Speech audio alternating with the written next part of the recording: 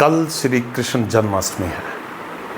श्री कृष्ण भगवान ने द्वापर युग में मथुरा में देवकी और वसुदेव के यहाँ जन्म लिया और श्रीमद् भगवद गीता के अनुसार चतुर्थ अध्याय में उन्होंने अपने श्रीमुख से ये कहा है, बहुनी में व्यतीतानि जन्मानि तब च अर्जुन तान्यम वेद सर्वाणी न त्वम वेथत प्रंतप।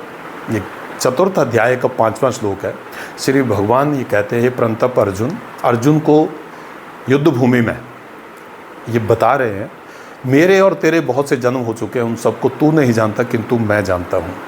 यदा यदा ही धर्मस्य ग्लानिर्भवति भारत अभ्युत्थानम धर्मस्य तदात्मानं सृजाम्यहम्।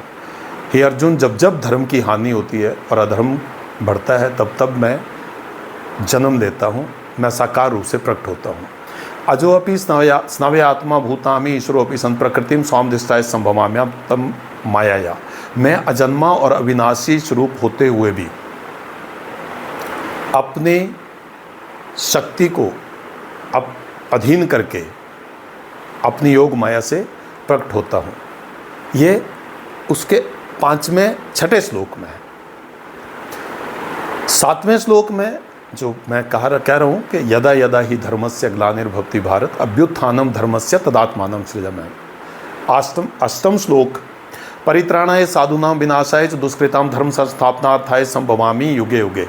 साधु भक्त पुरुषों का उद्धार करने के लिए और पाप कर्म करने वालों का विनाश करने के लिए, धर्म की अच्छी तरह से स्थापना करने के लिए मैं युग युग में प्रकट होता हूँ।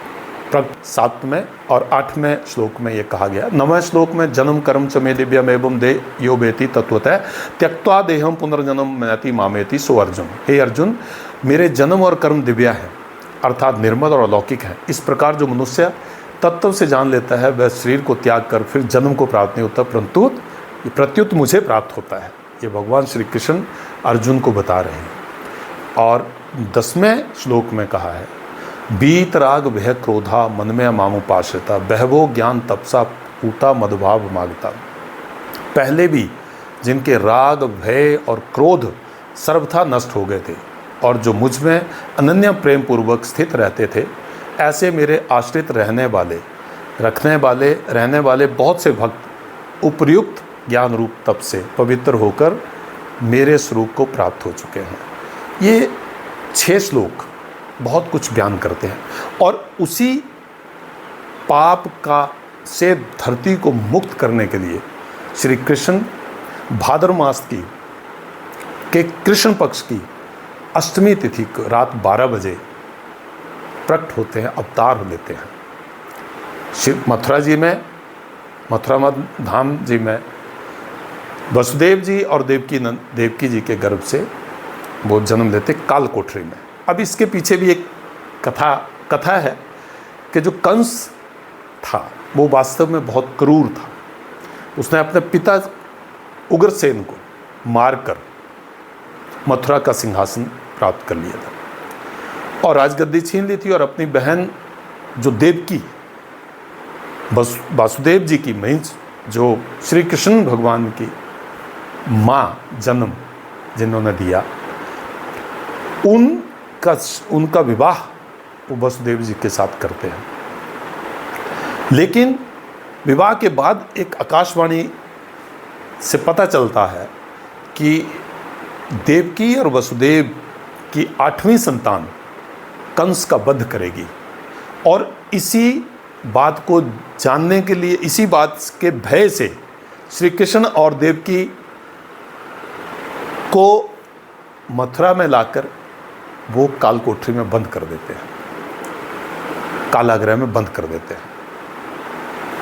जब 8वें पुत्र का जन्म होता है, समय आता है तो घोर अंधकार, इसीलिए हम बोलते हैं कि जो अर्धरात्रि है उस समय मतलब 12 बजे, रात के 12 बजे तूफान के बीच में भगवान श्री कृष्ण प्रकट होते हैं। ये शास्त्रों में और श्रीमद् भागवत गीता में, श्रीमद् भागवत पुराण में ऐसा कहा गया है। और उन्होंने वसुदेव जी से आग्रह किया कि मुझे आप अभी गोकुल में नंद बाबा के यहाँ छोड़ दें और गोकुल से एक कन्या को लाकर कंस को सौंप दें। वसुदेव जी ने ऐसा ही किया। वसुदेव जी ने ऐसा ही किया और यमुना पार करके, यमुना जी भी रास्ता दे रही थी, और यमुना पार करके तो गोकुल में श्री नंद बाबा के यहाँ भगवान श्री कृष्ण को वो छोड़ आते हैं और वहाँ से एक कन्या लेकर आते हैं। जब 8वीं संतान का पता चलता है तो कंस उसको मारने के लिए ले आता है, और कंस जब उसको उठाता है और देखता है कन्या है, कन्या एकाएक उसके हाथ से फिसलती है और आकाश में जाकर, और आकाश से फिर आकाशवाणी करती है कि आपका जो वध करने वाला है श्री कृष्ण के रूप में, वो नंद बाबा में बड़ा सुरक्षित है।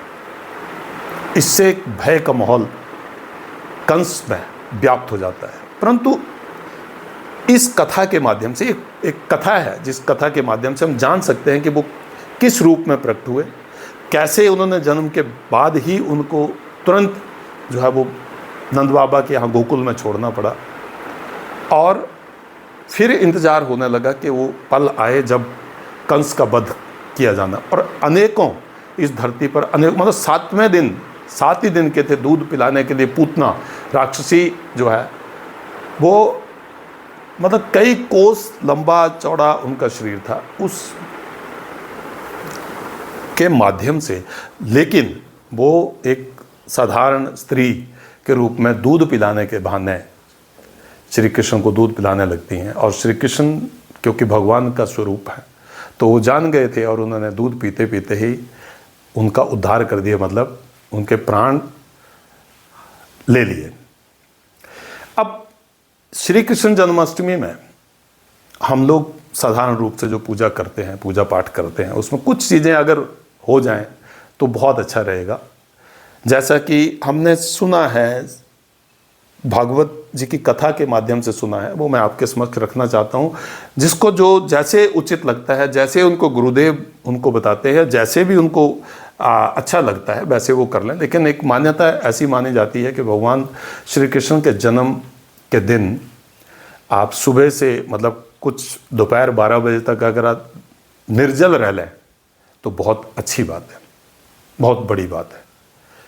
क्योंकि जो श्री कृष्ण जन्माष्टमी का जो व्रत है उसके लाभ, अनेक लाभ हैं, और अनेक लाभों में भविष्य पुराण के अनुसार ऐसा मान्यता है कि जो लोग जन्माष्टमी का व्रत रखते हैं उन्हें कभी अकाल मृत्यु नहीं होती है, उनकी अकाल मृत्यु नहीं होती है। वो अपने जीवन में जितनी आयु उनको मिली है उतनी आयु का वो उपयोग करते हैं, सदुपयोग करते हैं, लेकिन अकाल मृत्यु से के भय से बचे रहते हैं। दूसरा, उसमें ऐसी भी मान्यता है कि ये एक व्रत, कृष्ण जन्माष्टमी का व्रत जो है वो 1000 एकादशियों के व्रत के बराबर पुण्य फल देता है।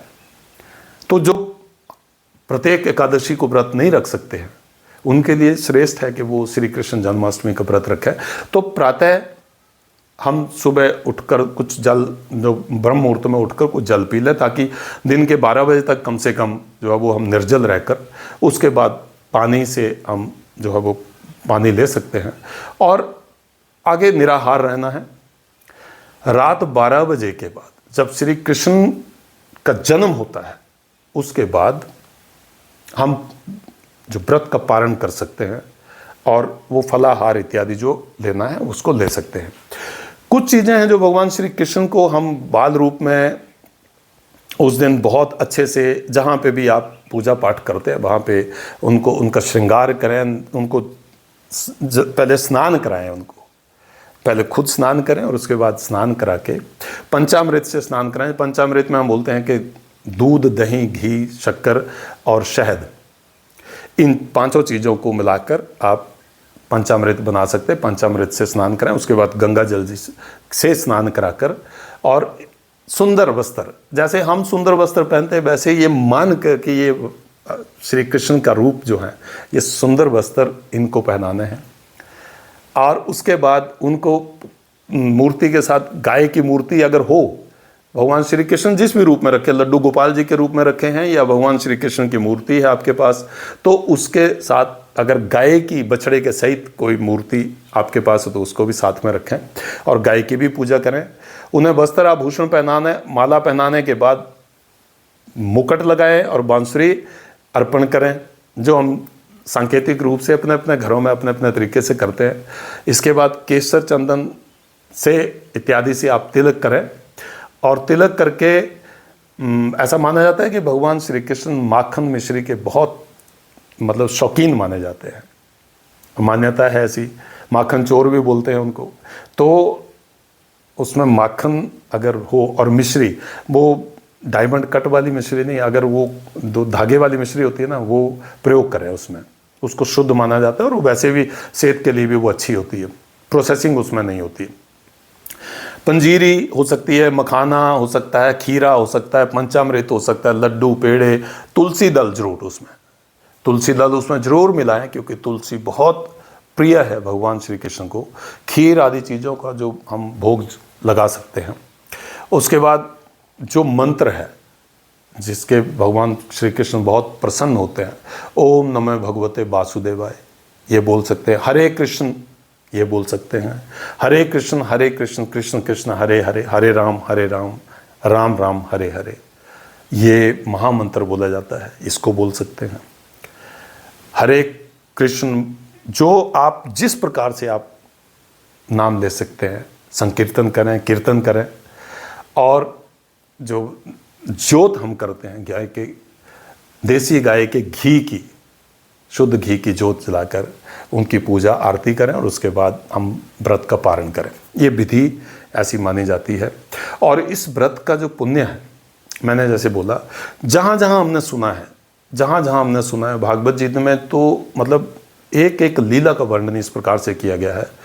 तो एक अध्यात्म एक वो क्षेत्र है जहाँ पर अंतोतगत्वा व्यक्ति को वो आत्म बोध होता है, शांति मिलती है, जिसके लिए प्रत्येक व्यक्ति जो है वो इस ओर लगा है कि कुछ ना कुछ हम प्राकृतिक किसी भी प्रकार के संसाधन जुटाकर उससे कभी शांति और संतोष नहीं हो सकता, जो अध्यात्म में है, हमारे शास्त्रों में के अनुसार अध्यात्म में है। तो 4 युग जो बताए गए हैं उसमें सतयुग, फिर त्रेता युग, वहाँ भगवान श्री राम जी अवतरित हुए, और उसके बाद द्वापर युग, और अब जो चल रहा है इसको हम कलयुग बोलते हैं। भगवान विष्णु के 10 अवतार हिंदू धर्म के अनुसार माने जाते हैं, उसमें से श्री कृष्ण 8वें अवतार हैं, 8वें अवतार हैं।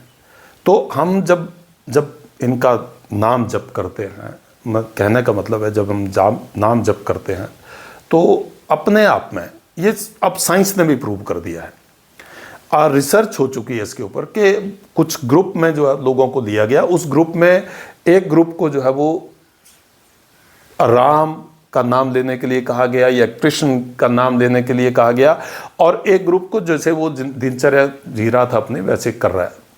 और उसके बाद पाया गया कि उनके बहुत सारी चीज़ें जो है उनके दिमाग में जो हलचल चल रही थी फिजूल की, उससे बहुत अलग होकर बहुत शांत और बहुत सारे कष्टों से वो अपने आप को हल्का महसूस कर रहे हैं। रिसर्च अभी लेटेस्ट रिसर्च है, उसका लिंक भी आपको जो प्रोवाइड करा दिया जाएगा कि आप उसमें जरूर आप इसको चीज़ को पढ़ें।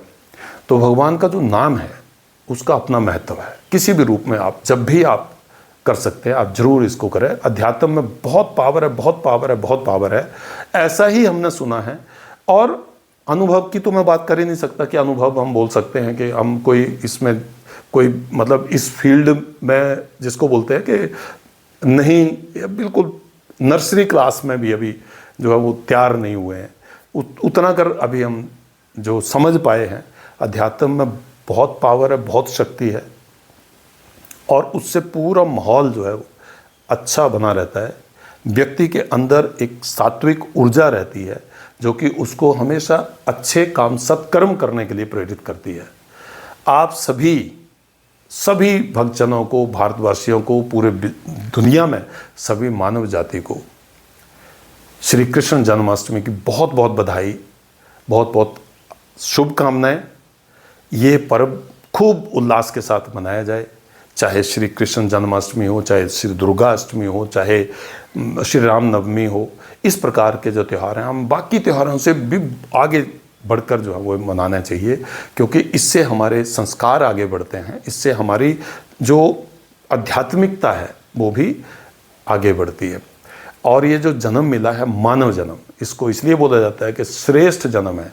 देवता लोग भी इसके लिए तरसते हैं, क्योंकि जो हम कर सकते हैं, जो मानव कर सकता है, भगवान का स्मरण करके, भगवान का नाम कीर्तन करके, संकीर्तन करके जो कर सकता है, वो अन्य प्राणी नहीं कर सकते। इसलिए बहुत बहुत पुण्य किए हैं हमने कि हम मानव बने हैं, हम मानव योनि में जन्म लिया है।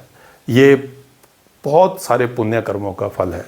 जो प्रारब्ध में था हमारा, वो पहले जो था वो अब हम भोग रहे हैं, और जो अब कर रहे हैं उसका आगे जाके हम भोगेंगे। तो अच्छे कर्म करें और अध्यात्म की ओर चलें। अध्यात्म कभी हिंसा में, अध्यात्म कभी क्रोध में, अध्यात्म कभी अहंकार में विश्वास नहीं करता। अध्यात्म तो कोई सा किसी भी रूप में वो श्रेष्ठ है। और अध्यात्म की परिभाषा जो है वो किसी धर्म विशेष को लेकर नहीं है। अध्यात्म की परिभाषा है आदमी की मूल्य, आदमी का व्यक्तित्व इतना श्रेष्ठ बन जाए कि वो दूसरों के लिए एक प्रेरणा बन जाए। जय श्री कृष्णा, हरे कृष्णा कृष्ण कृष्ण हरे हरे। बहुत बहुत धन्यवाद। इस चैनल पर यदि आप पहली बार आए तो सब्सक्राइब कर लें, और अगर इस जानकारी आपको पसंद आई हो तो आप ज़रूर इसको लाइक करें, और कमेंट सेक्शन में हरे कृष्णा ज़रूर लिखें, जय श्री कृष्णा ज़रूर लिखें। बहुत बहुत धन्यवाद, बहुत बहुत आभार। हरे कृष्णा।